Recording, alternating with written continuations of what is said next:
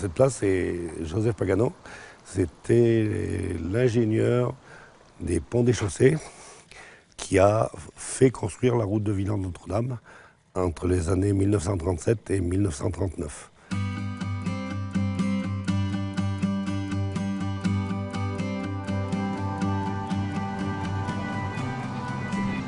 Une route qui est toute taillée dans le rocher.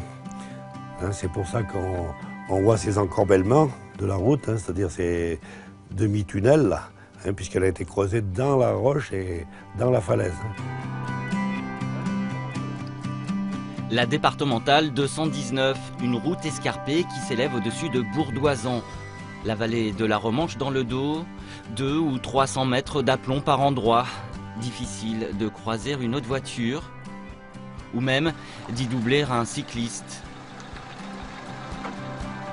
9 km d'un chemin sinueux qui débouche sur un village isolé.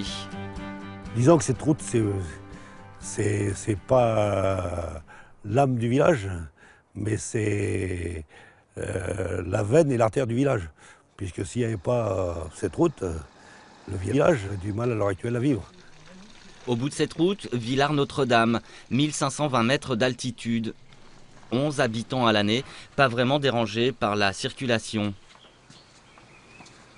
C'est dans l'ancien bistrot du village que Marie-Claude a établi son atelier. Au milieu des sommets de Loisan, elle y puise son inspiration.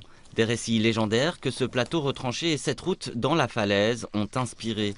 Des croque-mitaines et des sorcières qu'on évoque pour effrayer. Faire peur aux enfants en leur disant que s'ils s'approchaient du précipice, il y avait... Elle pouvait les attraper avec ses pattes griffues. Elle était collée à la paroi. On ne la voyait pas et on ne pouvait rien lui faire parce qu'elle avait une robe de fer. Et donc, il ne fallait surtout pas que les enfants approchent. Alors, étant gamine, j'étais à Bourdoisan et je voyais cette route qui partait dans la falaise et on m'avait dit, il y a un village au bout. Et un jour, avec ma grand-mère, on est monté jusqu'ici. Et j'ai trouvé ça mais absolument fabuleux. Et on me disait, il y a une école ici, il y a des enfants qui vont à l'école. Je disais, mais moi, je veux y vivre ici. Elle me dit, ah, quand on veut, on peut, mais ça sera pour plus tard. Lui non plus n'a jamais vraiment été très loin de cet Oisan qu'il connaît par cœur. Maire du village depuis 2008, ancien champion de ski, aujourd'hui artisan et moniteur de ski, Philippe Brun connaît toutes les richesses du plateau. On y trouve de l'or, on y trouve de l'argent, on y trouve du plomb, on y trouve de la blinde, on y trouve de l'hématite, on trouve énormément de choses. Après, on a trouvé de la chalcopyrite, on a trouvé du quartz, on a trouvé de l'or.